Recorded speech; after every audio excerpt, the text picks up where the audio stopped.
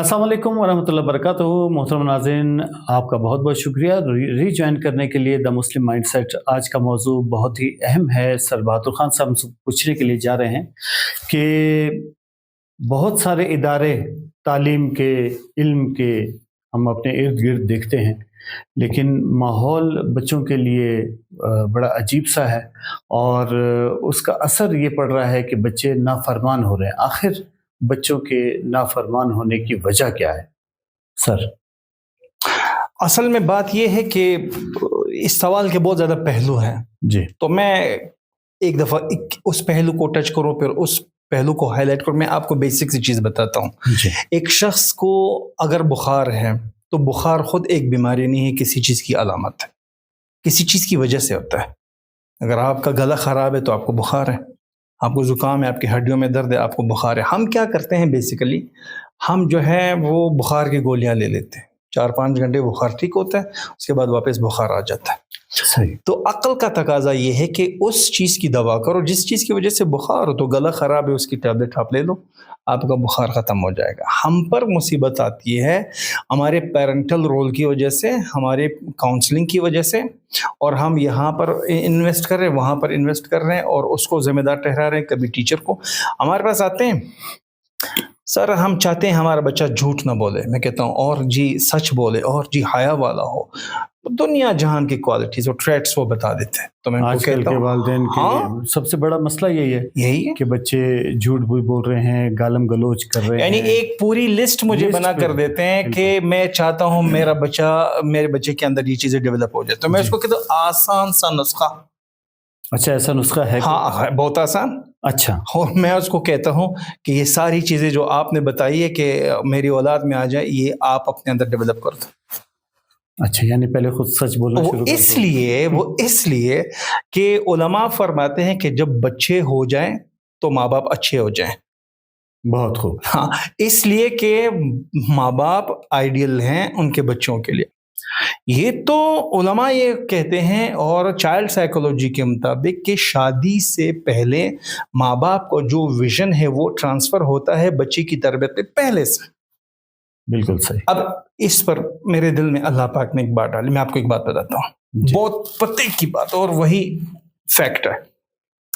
एक शख्स ने किसी पीर से कहा कि मैं ऐसी लड़की, वो शादी नहीं कर रहा था, तो किसी ने कहा आप शादी क्यों नहीं करते? उसने कहा मैं ऐसी लड़की से साथ शादी करूंगा जो मेरा हाथ पकड़ कर मुझे जन्नत में ले जाए। अच्छा। और फिर हमारे मिलने से एक बच्चा पैदा हो जाए और हम उसकी अच्छी तरबियत करें और वो बहुत बड़ा सिपहसालार बन जाए। उसने कहा ऐसी लड़की फिर कहाँ से मिलेगी? बिल्कुल सही। करते करते एक दिन इसी पीर की सोबत में बैठा हुआ और इसी परेशानी में बैठा हुआ है। अब इस पर्दे के पीछे चूंकि मस्तूरात भी आती थी पीर साहब से जो है डिस्कस करने के लिए कि मेरे ये मसाइल होते, तो पर्दे के पीछे एक फीमेल आई है। अब पीर साहब ने कहा कि आपके पास एक रिश्ता मैंने भेजा था, बहुत अच्छा आदमी था, आपने उसके साथ शादी क्यों नहीं की? उसने कहा नहीं, वो मेरे जोड़ का नहीं है। तो भाई आपकी जोड़ का क्या है? तो कहने लगी मैं ऐसे शख्स के साथ शादी करना चाहती हूँ जो मेरा हाथ पकड़े और मुझे जन्नत में ले जाए। हमारे मिलने से जो बच्चा पैदा होगा हम उसकी अच्छी तरबियत करें और वो बड़ा होकर बड़ा सिपहसालार बन जाए। अब ये शख्स जो शादी नहीं कर रहा है जी, ये उस पीर साहब को ऐसे दिख रहा है, तू मेरी कैलिबर की है, ठीक, मैं भी तो यही चाहता हूँ, मेरी बात करें उनसे, मेरी बात करें। तो पीर साहब ने कहा कि ऐसा ही आपका जोड़ा, वो उनके भी यही ख्याल आते, आप क्या कहते हैं? तो इन दोनों की शादी हो गई, सही। इनका बच्चा पैदा हो गया। दुनिया उस बच्चे को सलाहुद्दीन अयूबी कहते हैं। अब सलाहुद्दीन अयूबी इन्हीं का बच्चा था। सही। यानी शादी से पहले इनका विजन ट्रांसफर हुआ उसके बच्चे में। जी। तो अब ये सवाल पैदा होता है कि जी शादी तैयार है इसलिए क्योंकि बच्चे की जॉब हो गई, या लड़की के जो जेवरात वगैरह तैयार है। हमारी शादियां तो इसी तरह होती हैं। जी। क्या इस लड़की को दिल का जेवर दिया या नहीं दिया? दिल का जेवर तो अल्लाह और उसके रसूल का ताल्लुक है। अगर दी है, हाँ, अगर दी है तो ठीक है, वरना खाली हाथ जा रही है। मैं बहुत माजरत के साथ एक बात करता हूँ जी। साइंस के मैदान में, बच्ची की तरबियत के मैदान में, साइकोलॉजी के मैदान में वेस्ट ने मेहनत की है। माना कि उनके बच्चे बिगड़े हुए हैं लेकिन उन्होंने मेहनत की है। जी। वो हमारे ही लिटरेचर को पढ़कर انہوں نے جین پیاجے کی تھیوری کاگنیٹو ڈیولپمنٹ کہ آپ کا بچہ پیدا ہو تو 2 سال تک سینسوری موٹر سٹیج آپ ماں باپ نے کیا کرنا ہے، اس کے بعد 2 سے لے کر 7 سال کی ایج تک پری آپریشنل سٹیج آپ نے کیا کرنا ہے، اس کے بعد 11 سال کی ایج تک کانکریٹ آپریشنل سٹیج آپ نے کیا کرنا ہے. اب یہ سارے سٹیجز ہے کہ ماں نے کیا کرنا ہے. ہمارا اسلام یہ کہتا ہے کہ جیسے ہی بچہ پیدا ہو تو 4 سال 4 مہینے 4 دن کا جب بچہ پیدا ہو تو کسی اللہ والے کے پاس لے جانا ہوتا ہے اور وہ اس کو اللہ کا نام سکھائے. اب یہ اپنی طرف سے نہیں بول رہا ہے، قرآن کہتا ہے فَعْلَمْ، جانو، جی اَنَّهُ لَا إِلَهَ إِلَّا اللَّهُ، کہ اللہ ایک ہے، اس کے علاوہ اس کا کوئی شریک نہیں. پہلا کلمہ آپ نے ایک کان میں اذان دی، دوسرے کان میں اقامت دی، بچے کو یہ سکھا دیا کہ آپ کی زندگی اتنی ہے جس طرح اذان اور اقامت کے درمیان میں کتنا وقفہ ہے، اس درمیان والی سٹیج میں آپ کا امتحان ہے، اسی کے لیے پوری دنیا چل رہی ہوتی ہے. حضرت لقمان کی نصیحت اللہ پاک کو کیوں پسند آئی؟ جی کیونکہ وہ بچے کی ذہن سازی کر رہا ہے. جس دن آپ کے گھر میں بچہ پیدا ہوا ایک بہت بڑی الارمنگ سچویشن آپ کے گھر میں پیدا ہو گئی، بالکل صحیح. کیونکہ پوری کائنات کی چکی ہی اس انسان کے لیے چل رہی ہے. بالکل ایسے. ہاں بتائیں کون سے ماں باپ ہیں جو اپنے بچے کو ساتھ بٹھائیں اور کہیں ان کے پورے دن کے شیڈول کے بارے میں پوچھیں کہ آپ نے یہ کیا کیا؟ سر اسی بارے میں یہ پوچھنا چاہ رہا تھا کہ بچے کی تربیت میں اہم ذمہ داری ماں کی زیادہ ہے یا باپ کی؟ اسلام یہ کہتا ہے کہ 6 سال تک بچے کی ٹوٹل ذمہ داری اس کی ماں کے اوپر ہے. اچھا. باپ باہر کی دنیا میں کما رہے دونوں کے ہیں، لیکن میں نے اس دن آپ کو کہا تھا کہ گھر کی چیف آپریٹنگ آفیسر وہ اس کی ماں ہوتی ہے. اس لیے آپ علیہ السلام نے فرمایا کہ شادی کرنے کے لیے 4 چیزوں کو دیکھا جاتا ہے: عورت کے مال کو، عورت کے حسن کو، عورت کے علم کو اور عورت کے خاندان کو. بس تیرے ہاتھ خاک آلود ہو تو علم والی کو اختیار کر. اس لیے ماں کو کوالیفائڈ بنایا، اسی لیے یہ ڈیمانڈ ہے شریعت کی، ماں کوالیفائڈ ہو تو اچھی تربیت اپنی اولاد کی کرے، اس لیے کہ اس نے ایک نسل تیار کرنی ہوتی ہے. ہمارے ایک بزرگ نے کہا کہ جب کبھی میں نے اللہ پاک اور اس کے رسول اللہ صلی اللہ علیہ وسلم کے احکامات میں سستی کی تو اس کا اثر میں نے اپنی سواری میں، اپنی بیوی میں جی اور اپنی اولاد میں پایا. یہ لوگ آج کہتے ہیں نا کہ میری اولاد نافرمان ہے، جی اور اس کو مار رہے ہوتے ہیں. اس لیے آج کے پیرنٹس کے سامنے تو آخری آپشن بس مارنا ہی ہے. جی اور اسی لیے یہ اچھے پیرنٹس نہیں ہیں. صحیح. پیرنٹس کے پاس تو ملٹیپل آپشنز ہوتے ہیں. جی وہ پیرنٹ جس کے پاس زندگی میں بی پلان نہیں ہوتا، جو اپنے بچوں کو ٹیکٹکس کے ساتھ وہ نہیں سمجھا رہے ہوتے، یہ کام نہ چلے تو یہ داؤ نہ چلے تو وہ اس طریقے سے سمجھاؤ. یعنی آپ سے غلطی ہو جائے تو آپ انسان ہو. بچے سے 7 سال کی ایج میں نماز کا حکم ہے بچے کے لیے. 10 سال کی ایج تک آپ 7 سے لے کر 10 سال کی ایج تک آپ نے بچے کو سکھانے، نماز کی ترغیب دینے، مارنا نہیں ہے. اب آپ نے مدارس کا سسٹم دیکھا ہے، الٹے لٹکا رہے ہوتے ہیں، جی پنکھوں سے لٹکائے ہوتے ہیں، مار رہے ہوتے ہیں. اور خدا کے بندے، اب اس کے اندر قرآن کی عظمت کہاں سے آئے گی؟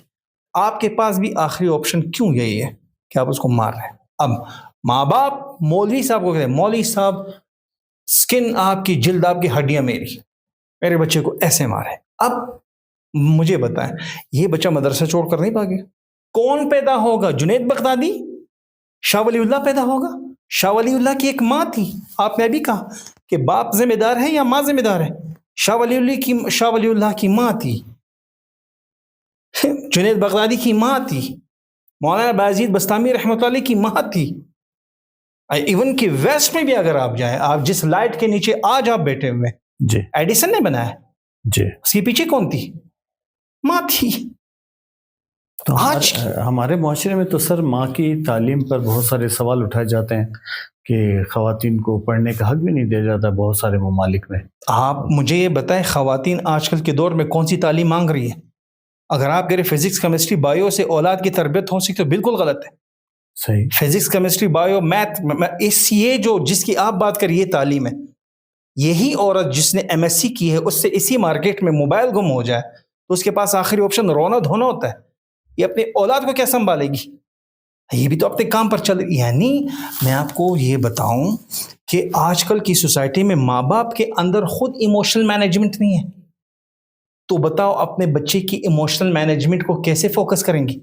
ان کے آپس میں خود کنفلکٹ مینجمنٹ نہیں ہے، لڑ رہے ہوتے ہیں. اب حضرت عمر کے پاس جو شخص آیا کہ میرے بچے نے مجھے مارا، جی تو آپ کو پتہ ہے حضرت عمر نے کہا کہ باپ کو کیسے مار سکتے ہیں؟ اس نے کہا مارا. اچھا. کہا کیسے؟ کہا اے عمر صرف ماں باپ کے حقوق ہے یا اولاد کے بھی حقوق ہے؟ جی انہوں نے کہا نہیں، اولاد کے بھی حقوق ہے. کہا پہلا حق. حضرت عمر نے کہا پہلا حق یہ ہے کہ ماں باپ اپنی اولاد کا اچھا سا نام رکھیں گے. جی. تو وہ کہنے لگے انہوں نے میرا نام لکھا حرب. حرب کا مطلب لڑنے والا، تو مجھے تو لڑنے والا بننا تھا. صحیح. اچھا اے عمر دوسرا حق. کہا دوسرا حق یہ کہ جب اس کے اندر شعور آ جائے، اس کو قرآن اور حدیث کا علم دے دی. کہا اے امیر المومنین جب میں بڑا ہو گیا شعور آیا تو انہوں نے مجھے اونٹ دے دیے کہ جاؤ چراؤ اس کو. کہا میرا تیسرا حق. جی. حضرت عمر کا تیسرا حق یہ کہ جب جوان ہو جائے تو اس سے پوچھو، اس کی رائے کا احترام کرو جہاں اس کی شادی کرنی. تو کہا یہ تیسرا حق بھی انہوں نے جو ہے ساکت کر دیا. کالی کلوٹی حبشی عورت کے ساتھ میری شادی کی، اس کے ساتھ وہ خوش نہیں. حضرت عمر نے کہا کہ ٹھیک ہے انہوں نے آپ کے ساتھ ظلم کیا، آپ کے حقوق پورے نہیں کیے، لیکن تو نے مارا کیوں ماں باپ کو؟ اس نے کہا یہ بھی تو انہوں نے سکھایا ہے. یہ آپس میں ایک دوسرے کے ساتھ تکرار اور جھڑ گئے. کہا کیسے انہوں نے سکھایا؟ کہا میرے باپ نے کہا کہ بیٹا جب بھی دو اونٹوں کے درمیان لڑائی ہو، ایک کو بھی مارو دوسرے کو بھی مارو، ٹھیک ہو جائیں گے. تو ایک دن میں اپنے گھر میں آیا، میری امی اور میرے ابو کے درمیان لڑائی تھی، میں نے ایک کو بھی مارا دوسرے کو بھی مارا.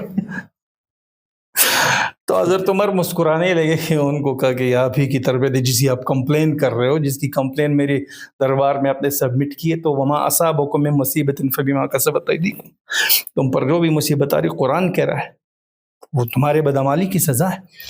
فیکٹ یہ ہے کہ آج کل کے ماں باپ اپنے بچوں کے ہاتھ سے قرآن لے کر اس میں گٹار دینے والے، وہ کہتے ہیں ہم نے نہیں کیا.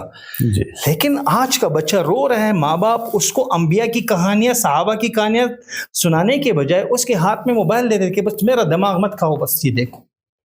تو آپ نے اس کے ہاتھ میں سانپ دے دیا. جو ماں باپ، میں آپ کو ایک چیز بتا رہا ہوں، 7 سال کی ایج تک بچہ اپنے ماں باپ کے پرفارمنس سے سیکھتا ہے. سر بالکل. میں ان آڈینس سے کہہ رہا ہوں، میں ماں باپ سے مخاطب ہوں. 7 سال کی ایج تک بچہ ہیپنوٹک فیز میں ہوتا ہے. ہیپنوٹزم آپ جانتے ہیں؟ ہیپنوٹزم یہ ہے کہ بچے کے دماغ کو ایسا مسخر کرو، بیٹھ جاؤ وہ بیٹھ جاتا ہے، کھڑے ہو جاؤ وہ کھڑے ہو جاؤ، اڑ جاؤ اڑنے لگتا ہے.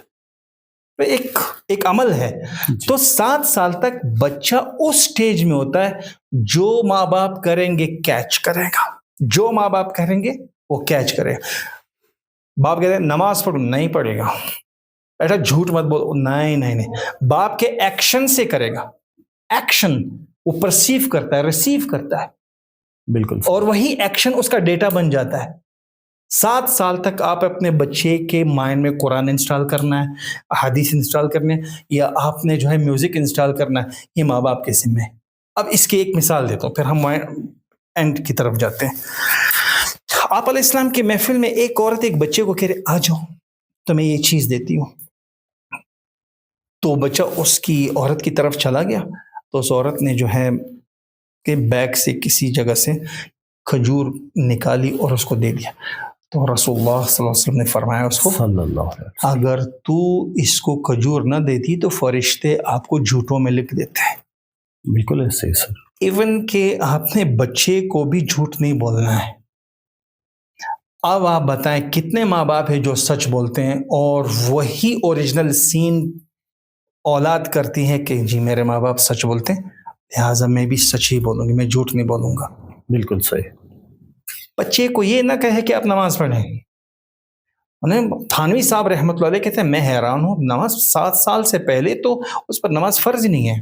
جی.